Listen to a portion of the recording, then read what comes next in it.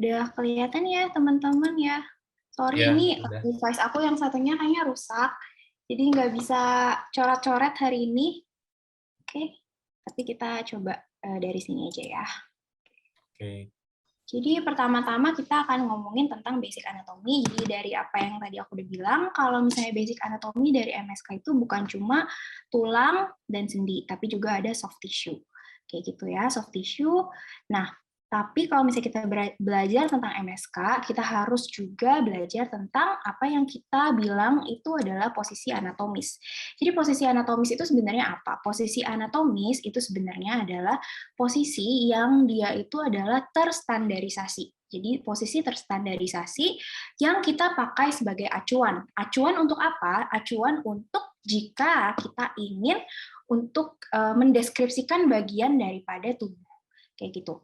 Nah, anatomical posisi ini dia ada 3 komponen. Jadi yang pertama itu pasien harus berdiri tegak. Yang kedua itu adalah tungkai bawahnya itu harus menapak tanah ya, teman-teman. Jadi menapak tanah, kemudian untuk palm atau juga telapak tangan itu harus menghadap ke arah depan kayak gitu. Jadi jangan salah, kalau misalnya tangannya tuh kayak gini, itu bukan posisi anatomis, tapi harus kayak gini. Jadi telapaknya itu menghadap ke depan, kayak gitu ya. Nah ini pentingnya buat apa? Selain juga untuk mendeskripsikan secara regional itu kita memiliki acuan, tapi juga kita itu pentingnya adalah nanti kalau misalnya kita belajar tentang fraktur, nah kalau misalnya kita belajar tentang fraktur itu, saat kita akan melakukan pembidayaan, kita harus tarik sesuai dengan posisi anatomis. Nah inilah posisi anatomis itu. Oke? Jadi kalau misalnya kita berbicara tentang tubuh secara general, itu kita akan membagi menjadi 5 regio, yaitu ada kepala, leher, torso, kemudian tungkai atas dan tungkai bawah. Nah, torso ini dibagi menjadi 3 bagian lagi. Jadi ada toraks, abdomen, dan juga pelvis. Gitu. Oke. Nah, kemudian selain daripada anatomical position tadi yang perlu kita ketahui untuk kita bisa mendeskripsikan regio tubuh, itu kita harus memiliki pengetahuan tentang apakah plane of the body. Jadi planes of the body itu kita mendeskripsikannya secara regional, kayak gitu. Secara regional berdasarkan arah. Jadi ada 3 plane yang bisa kita gunakan. Jadi plane itu adalah bidang datar imajiner yang kita gunakan membagi tubuh menjadi 2 untuk mendeskripsikan dari regio tubuhnya itu. Misalnya, kita lihat di sini ada transverse plane. Jadi dia membagi tubuh menjadi bagian atas dan bawah. Kalau kita lihat di sini, ada bagian atas kita deskripsikan sebagai superior, bawah inferior. Kemudian kalau misalnya sagittal plane itu berarti membagi tubuh menjadi 2 bagian yaitu kanan dan kiri. Kayak gitu ya. Itu kanan dan kiri. Nah, kita biasanya bukan bilang kanan dan kiri kalau misalnya kita mau bilang posisi anatomis, tapi kita lebih dari arahnya. Arahnya itu apa? Arahnya itu adalah dari lateral atau medial. Kalau misalnya kita bilang medial, berarti dia lebih menuju ke arah tengah.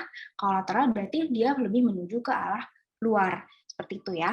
Kalau misalnya ada ini coronal plane. Coronal plane itu membagi tubuh menjadi 2, yaitu depan dan belakang. Jadi depan itu adalah anterior, belakang itu adalah posterior. Nah, kemudian yang bisa kita lihat di sini itu adalah beberapa terminologi yang dia itu nggak mengacu kepada si plane ini. Kalau kita lihat di sini ada nih intermediate. Jadi intermediate itu adalah bagian di antara 2 struktur. Kemudian ipsilateral. Ipsilateral itu adalah dia itu ingin mendeskripsikan bahwa oh posisi tubuhnya ini sama loh. Misalnya tungkai atas dengan tungkai bawahnya itu sama-sama kanan. Berarti kita bilang ipsilateral. Kalau kontralateral berarti sebaliknya. Kayak gitu ya, yang satu kanan, yang satu kiri. Kayak gitu. Kemudian ada juga superficial dan deep. Kalau superficial itu berarti superficial ya, berarti di atas. Kalau deep itu berarti di bawah. Gitu ya. Nah, kemudian adalah tulang rangka. Tulang rangka ini kita bilang sebagai skeleton. Kemudian skeleton ini itu secara garis besar ada 2 bagian, yaitu axial skeleton dan juga appendicular skeleton. Kalau misalnya kita bilang axial skeleton itu adalah berarti dia itu ada di tengah-tengah daripada center of gravity kita. kayak gitu ya, center of gravity. Jadi pas banget di tengah sini. Oke, nah dia itu terbagi dari skull, kemudian tulang spine, kemudian ribs, kayak gitu ya. Kalau misalnya appendicular skeleton itu berarti adalah anggota gerak kita. Anggota gerak kita berarti termasuk dari tungkai atas dan juga tungkai bawah. Jadi kalau misalnya kita perhatiin gambar ini, dari scapula sampai ke falang, kayak gitu. Dan juga dari pelvis sampai ke tarsal, kayak gitu ya. Nah, untuk jumlahnya sendiri, axial skeleton itu sebenarnya ada 80 tulang. Kalau appendicular skeleton itu 126, kayak gitu ya perhitungannya. Nah, tapi jangan salah, kalau misalnya nanti kita akan maju ke tahap klinis, kita harus aware juga ya, bahwa ada loh orang-orang yang punya jumlah daripada kerangka tulangnya itu lebih dibandingkan orang lain, yaitu yang kita namakan dengan accessory atau supernumerary bones, kayak gitu. Jadi hal ini tuh terjadi, nanti kita di belakang akan bicara tentang fisiologi pembentukan tulang ya. Nah, jadi dalam fisiologi pembentukan tulang ini, jadi ada beberapa orang di mana dia itu center of ossification, atau dia itu tempat pembentukan tulangnya itu tuh dia ada lebih dibandingkan orang lain. Karena apa? Dia itu gagal bersatu tulangnya. Dan hal ini itu sebenarnya lebih banyak ditemukan di tungkai bawah, kayak gitu. Jadi kita harus mengetahui bahwa ada loh tentang si supernumerary bones ini. Jadi kalau misalnya nanti kita ketemu pasien, kayak ada seperti kayak fraktur, tapi kok nggak ada klinis fraktur. Nah, kita harus aware bahwa ada si supernumerary bones ini, ya. Oke, next itu adalah klasifikasi tulang. Jadi klasifikasi tulang berdasarkan bentuknya.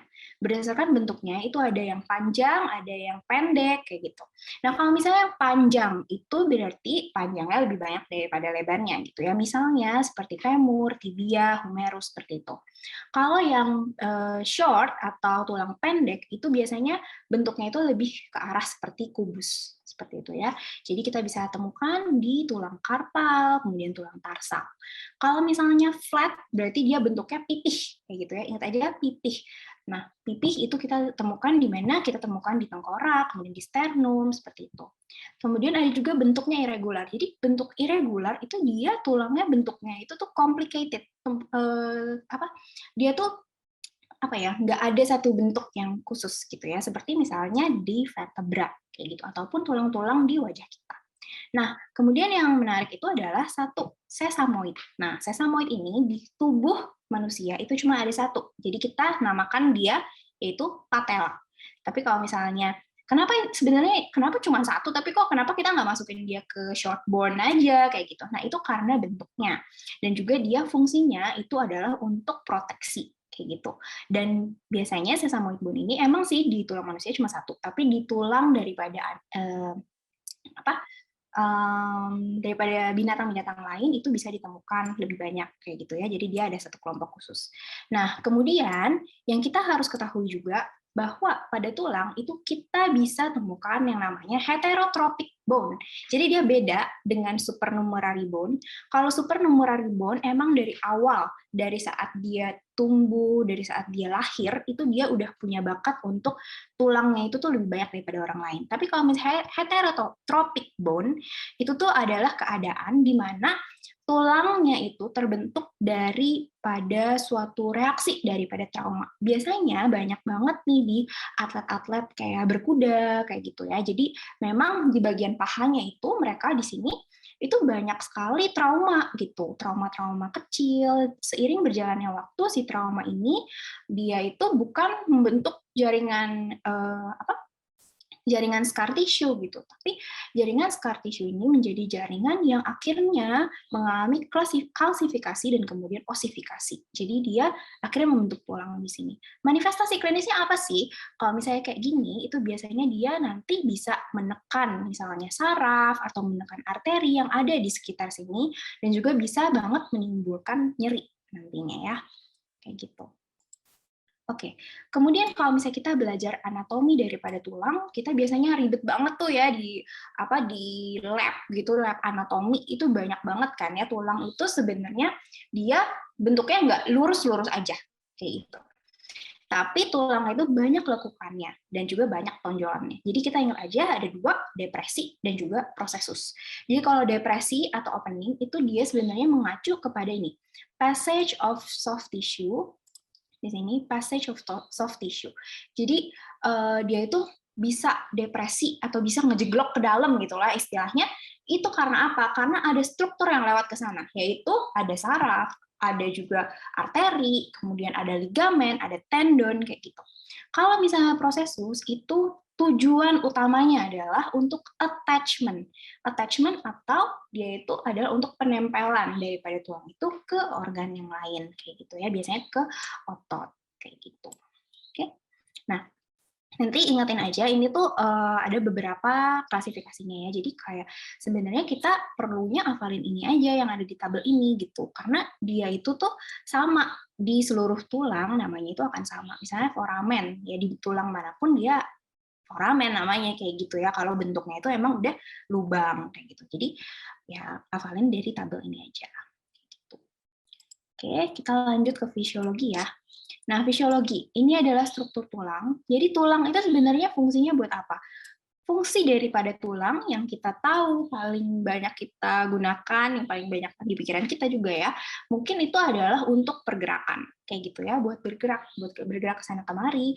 Jadi dia itu merupakan alat gerak yang pasif, di mana otot itu adalah alat gerak yang aktif dan juga dia attach ke tulang atau nempel ke tulang. Nah, tulang itu sebagai kayak rangkanya gitu ya. Jadi dia merupakan alat gerak yang pasif kayak gitu. Tapi sebenarnya bukan itu doang, dia juga untuk melindungi ya organ-organ internal kayak di toraks kayak gitu, kemudian juga merupakan bank untuk kalsium ya, jadi dia juga akan menyimpan dan juga merilis mineral kayak gitu ya, terutama kalsium. Kemudian dia juga merupakan tempat untuk memproduksi dari sel-sel darah kayak gitu, dan juga untuk menstore atau menyimpan lemak kayak gitu ya. Nah, struktur dari tulang sendiri itu terdiri dari diafisis, epifisis, metafisis, articular cartilage, periosteum, medullary cavity, dan endosteum. Jadi diafisis itu apa? Diafisis itu yang kita lihat ini, ya, dia yang bagian tengah itu adalah diafisis, kayak gitu ya. Kalau misalnya bagian ujung-ujung tulang apapun itu dia namanya epifisis, kayak gitu. Nah, diafisis ini struktur yang penting karena di dalam daripada diafisis ini terdapat si medullary cavity ini. Kayak gitu ya, terdapat medullary cavity ini. Kemudian juga si diafisis dan juga itu adalah suatu tempat di mana kita itu tuh paling banyak untuk apa namanya, untuk menamai fraktur itu biasanya kita yang sepertiga tengah, sepertiga, jadi fraktur pada misalnya sepertiga tengah, sepertiga proksimal, sepertiga distal daripada tulang misalnya femur atau apapun itu yang kita namai adalah diafisisnya, bukan epifisisnya. Kayak gitu ya. Nah, kemudian struktur ini, metafisis. Struktur metafisis ini tuh sangat-sangat penting. Karena apa? Struktur metafisis ini di dalamnya itu mengandung, kalau misalnya kita lihat di sini adalah epiphyseal line. Nah, epiphyseal line itu apa? Epiphyseal line itu sebenarnya suatu struktur ya, tulang rawan. Struktur tulang rawan, hyaline cartilage, di mana dia itu tuh menjadi tempat untuk pertumbuhan tulang. Kayak gitu ya, menjadi tempat untuk pertumbuhan tulang. Nah, pertumbuhan tulangnya itu tuh kayak gimana gitu ya. Jadi pertumbuhan tulangnya itu ke atas kayak gitu ya. Jadi dia kalau misalnya tumbuhnya ke atas itu kita mengandalkan si epiphyseal plate. Sebenarnya nanti kalau misalnya dia udah seluruhnya terklasifikasi akan menjadi line kayak gitu ya. Kemudian abis itu ada juga articular cartilage di sini ya, articular cartilage di atas ini. Nah, itu tuh fungsinya itu adalah untuk absorpsi daripada tekanan, sehingga kalau misalnya kita lagi bergerak gitu ya, tekanannya itu dia disebarkan ke seluruh permukaan sendi, jadi sendinya itu nggak gampang rusak kayak gitu. Kemudian ada periosteum, yaitu lapisan membran pelapis tulang. Di sana itu sangat-sangat kaya akan osteoblast ya, osteoblast. Nah, dia itu kaya di situ, jadi dia merupakan satu komponen yang penting juga nih untuk kalau misalnya sampai amit-amit kita, salah satu dari kita mungkin ada yang patah tulang atau gimana, nah itu dia struktur yang penting untuk bone healing nanti. Kemudian medullary cavity. Medullary cavity itu sebenarnya adalah rongga di dalam tulang ya. Kalau misalnya kayak kita makan apa sih itu yang kayak tulang besar gitu ya, terus nanti kayak sumsumnya dikrok gitu kan. Nah, itu adalah medullary cavity. Kayak gitu. Kita juga punya. Nah, dia itu isinya apa? Dia itu isinya itu sebenarnya paling banyak itu adalah seperti bone marrow ya, jadi sumsum tulang pada dewasa kayak gitu. Nah, dia itu sebenarnya adalah ruangan. Ruangan itu fungsinya untuk apa sih? Jadi untuk mengurangi daripada weight ya, untuk mengurangi